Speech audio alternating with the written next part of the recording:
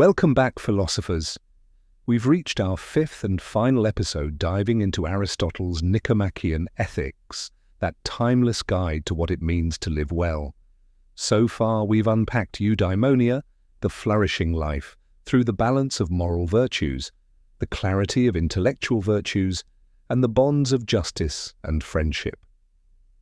Today, we're climbing to the peak of Aristotle's vision, the contemplative life.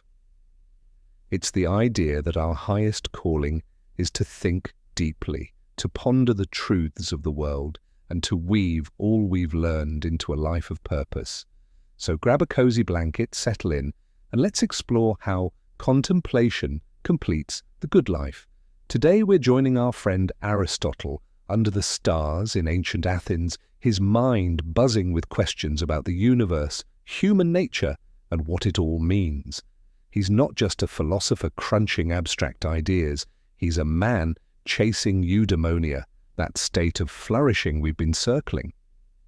For Aristotle, the path to it weaves through virtue and community, but the highest road, the one that lifts us closest to our human potential, is contemplation. Why? Because it's where our reason, that spark that makes us human, shines brightest. Contemplation isn't just daydreaming, it's the active pursuit of understanding life's deepest truths. Aristotle says, the best life is one where we use our reason to its fullest, and contemplation is reason at its peak. It's when you step back from the daily grind to think about the big stuff. Why are we here? What's the nature of goodness? It's the scientist probing the laws of physics, the poet wrestling with love's mysteries, or you lying awake at night, wondering what your life's purpose is. Aristotle calls this the activity of Sophia, theoretical wisdom, which we touched on in episode 3. Unlike practical wisdom, which helps you navigate a tricky conversation or a tough decision, Sophia is about understanding the world's eternal truths, free from the hustle of everyday demands. Our friend Aristotle says, contemplation is the closest we get to the divine. He doesn't mean religious dogma, but something universal. The ability to think beyond survival or status, to connect with ideas that outlast us. It's self-sufficient. You don't need wealth, fame, or even company to do it. A quiet moment with a good book. A walk where you puzzle over life's meaning. That's contemplation.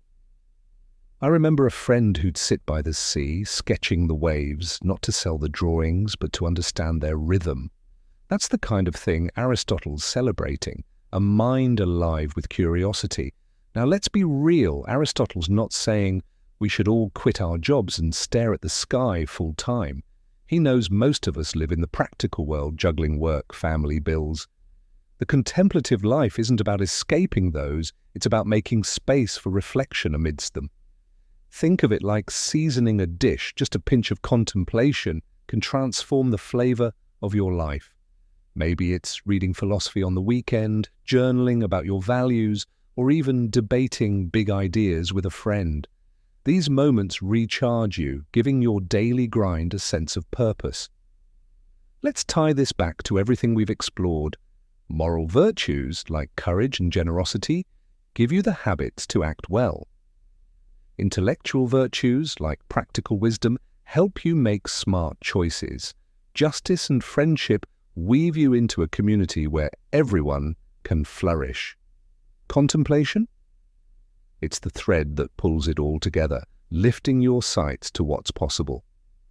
Aristotle says a life of virtue and reason is good, but a life that includes contemplation is the best, because it's where you're most fully human. In a world that's all about doing, scrolling, working, achieving, contemplation feels like a luxury, even a waste of time. But Aristotle would push back. Ever feel overwhelmed, like you're running on a treadmill with no off switch? A moment of reflection, say, turning off your phone to think about what really matters, can reset you. I knew someone who started meditating 10 minutes a day, not to be trendy, but to ask herself, am I living the life I want? That's contemplation, and it's not about escaping reality, it's about engaging with it more deeply. Aristotle's realistic, though. He knows not everyone can be a full-time philosopher. Most of us need to balance contemplation with action. A teacher might spend her days guiding students, that's moral virtue, but carve out evenings to read about human nature, that's contemplation. A parent might practice justice by resolving family disputes fairly, then steal a quiet moment to ponder their legacy. The good life, Aristotle says, blends all these: virtuous habits, wise choices, strong relationships, and a mind that reaches for something bigger. Let's make this personal with a story. I once met a carpenter who'd spend his days crafting furniture, each piece a balance of skill and care, practical wisdom in action.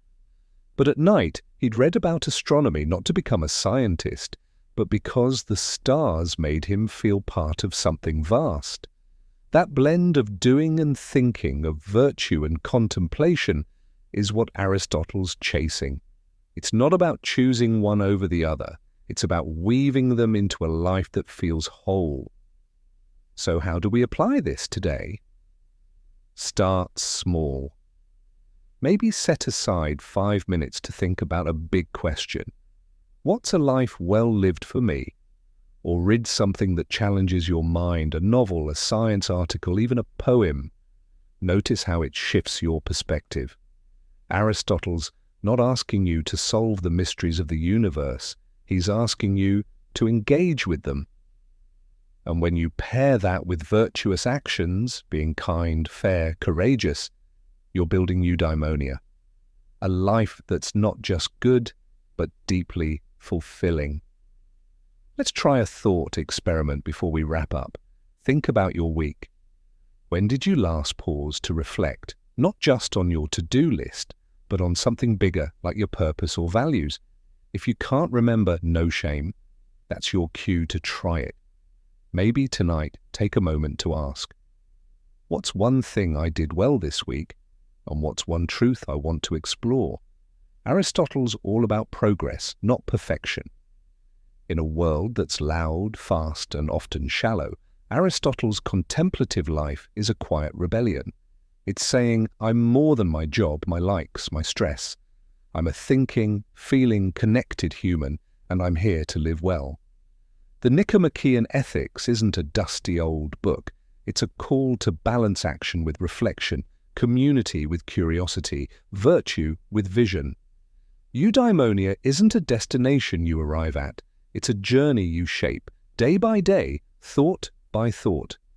In these last 5 episodes, we've journeyed through Aristotle's Nicomachean Ethics.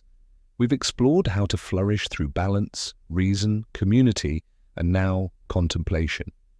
If this series has sparked something in you, hit that like button, subscribe, and share it with someone who'd love to geek out over big ideas.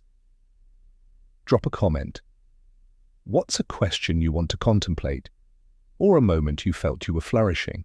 Let's keep the conversation alive. Until next time, keep thinking, keep living, and let's chase that eudaimonia together.